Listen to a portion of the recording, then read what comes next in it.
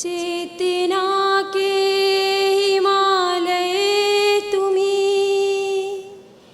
भारती माँ के आलय तुम्ही,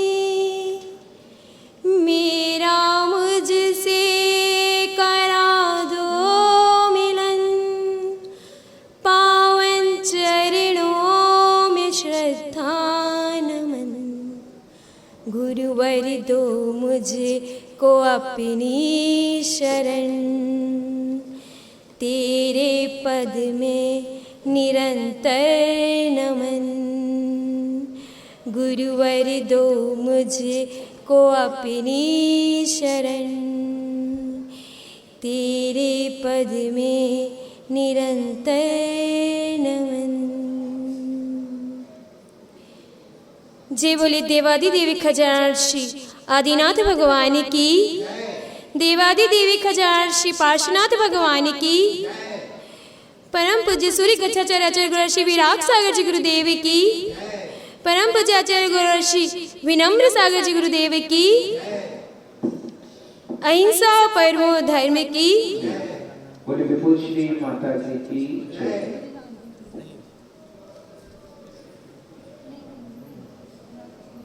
उपदेश देने का अधिकार केवल गुरुओं को होता है। जैसे सागर के में से एक बूंद निकाल दी जाए तो बूंद का महत्व नहीं होता, कोई बूंद को देखना नहीं चाहता, वो तो सागर को ही देखना चाहेगा। बूंद कभी सागर नहीं बन सकती।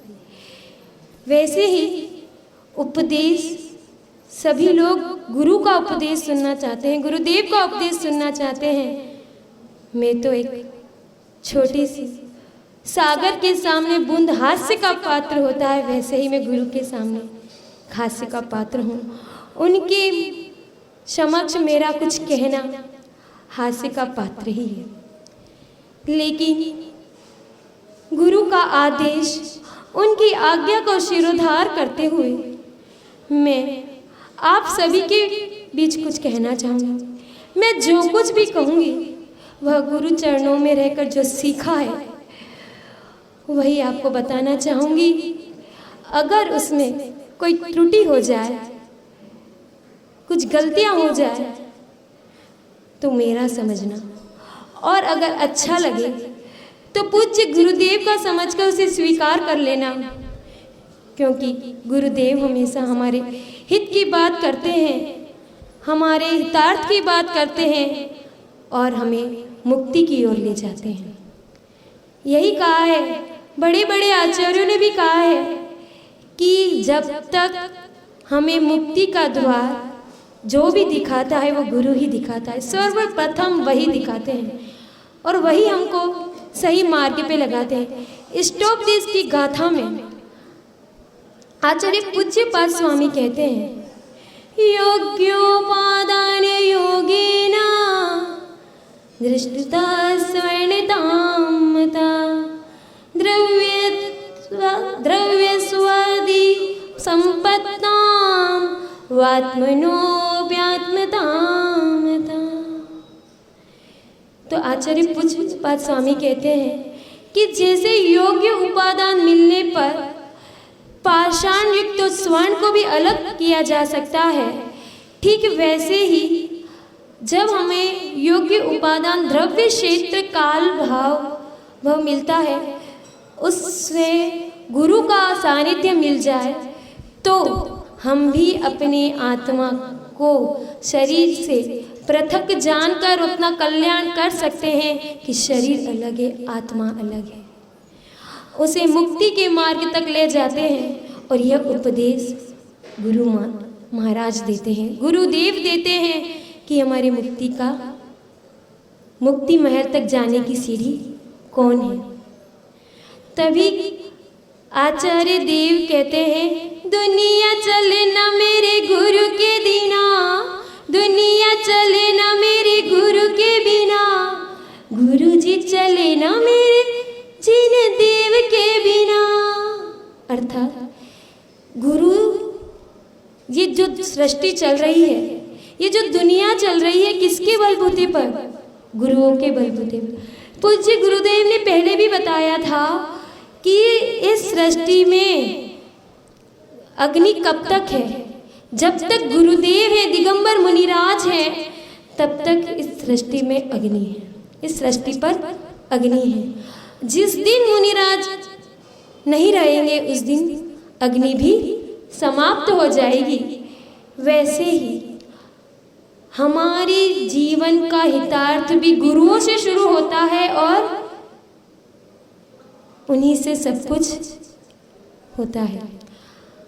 भगवान आदिनाथ को देख लीजिए, वज्र जंग की पर्याय में उन्होंने मुनिराज को आहार दिए थे तो उन्होंने अपना कल्याण की शुरुआत की थी। भगवान महावीर सिंह की पर्याय में उनको मुनिराज ने उपदेश दिया था, उस उपदेश से उन्हें सम्यक्त हुआ और वही सम्यक्त उन्हें तीर्थंकर बना लिया। तीर्थंकर बन गए और मोक्षपुरी तक ले गए। और चांडाल भगवान महावीर की पर्याय में जब वो भील थे, जब भगवान महावीर भील की पर्याय में थे तो उन्होंने मांस का त्याग भी किया था। तो किसके कहने पर? मुनिराज के कहने पर। अर्थात यहाँ यही कहना चाहिए कि जो भी हुआ सब कुछ मुनिराज के बलबूते पर होता है। और जब निगोद से हम लोग इतने सारे जीव निगोद से निकल के आए हैं, वह सबकी गुरुओं की देन है। जब कोई मुनिराज मोक्ष जाते हैं तब एक जीव वहाँ से निगोद से निकल कर आते हैं, तो हमें निगोद से निकालने वाले भी कौन होते हैं? मुनिराज। तो जो इस मनुष्य पर्याय में हमारा उपादान करने के लिए, हमें साक्षात हमारा कल्याण करने के लिए हमारे बीच गुरु महाराज आए हैं। कहते कि द्रव्य क्षेत्र काल भाव, हमें अपना द्रव्य दिया, स्वस्थ शरीर दिया। किसके लिए दिया? किसके लिए दिया? मोक्ष मार्ग पर चलने के लिए दिया। क्षेत्र, ऐसा क्षेत्र मिला जहाँ पर धर्म क्रियाएं होती हैं, ऐसा क्षेत्र हमें मिला। काल, समय ऐसा मिला कि उस समय में हमें मुनिराज मिले। और भाव, उनके सानिध्य में हमें ऐसे परिणाम मिले कि हम उस मुक्ति मार्ग पर चलने की योग्यता प्राप्त करें। तो ये सब हमें उपादान मिला, ये सारी चीज़ें हमें मिली, इसे व्यर्थ नहीं गंवाना चाहिए। हमें उसका सदुपयोग करना चाहिए ताकि जो हम अनंत संसार से भटकते आ रहे हैं, अनंत बार संसार में जन्म मरण किया है, उससे मुक्ति का मार्ग जो मिला, मुक्तिपुरी महल तक ले जाने का जो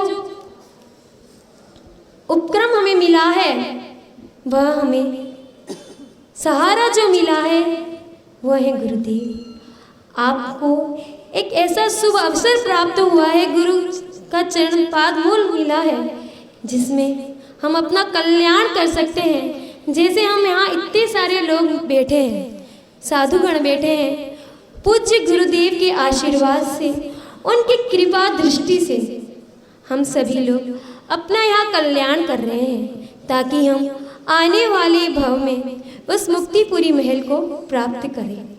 क्योंकि सीढ़ियाँ बहुत ज़्यादा लंबी होती हैं, उसकी शुरुआत तो यहीं से करनी होती है। ठीक वैसे ही आप लोगों को भी ऐसा अवसर प्राप्त हुआ है कि आप अपने जीवन का कल्याण कर पाएँ। और उस जीवन के कल्याण में आपको सर्वप्रथम गुरुदेव का उपदेश मिलता है, और जिसमें आपको धीरे धीरे बताया जाता है कि किस तरह से हम मुक्तिपुरी महल तक पहुंच पाएँ। मैं आप लोगों से यही कहना चाहूँगी कि जितना हमें सानिध्य मिलता है गुरुओं का, उतना हम उसे अपने जीवन में उतारें, अपना कल्याण करें। फिर पता नहीं ये मनुष्य पर्याय आप अपन को दोबारा मिले या ना मिले, क्योंकि कभी किसी के परिणामों का कोई भरोसा नहीं होता कि कब हम उससे बदल जाएं, विपरीत हो जाएं और हम कौन सी अन्य पर्यायों में चली जाएं। और पता नहीं कब दोबारा ये मनुष्य पर्याय मिले, ये जैन पर्याय मिले, ये जैन कुल मिले, इसका कोई भरोसा नहीं। तो जो मिला है उसे इतना बटोरे, इतना बटोरे, इतना बटोरे कि हमारी झोली जरा सी खाली न रह जाए और इतनी भर जाए कि हम भी एक दिन गुरु सम बन जाए, प्रभु सम बन जाए और इस संसार रूपी सागर से पार होकर के उन सिद्धों में विराजमान हो जाए, उनमें ही समाहित हो जाए और उनमें ही लीन हो जाए, अपने आप में लीन हो जाए, ताकि इस भव में आकर के हम दोबारा उन दुखों को प्राप्त ना करें और अनंत सुख में खो जाए और अनंत सुख की प्राप्ति करें। ऐसे और उन सुखों को प्राप्त करने के लिए हमें सर्वप्रथम कदम उठाना है, तो अपने जीवन में गुरु बनाना अति आवश्यक है। और आप सभी से भी यही कहना चाहूँगी कि ये नर भव दोबारा कब मिले इसका कोई भरोसा नहीं है। तो आप लोग भी अति शीघ्र ही अपने जीवन में गुरु बनाएं और अपने जीवन का कल्याण करें। इस भव में तो मुक्ति पूरी मिलना मुश्किल है, लेकिन अंत समय में हम समाधि मरण करके अपने आगे को भव को सुधार कर सके और अपने जीवन का कल्याण कर सकें और गुरु चरणों में अपने आप को समर्पित करके अपने जीवन का कल्याण करें। इसी भावना के साथ जय बोलिए परम पूज्य आचार्य गुरुवर श्री विनम्र सागर जी गुरुदेव की।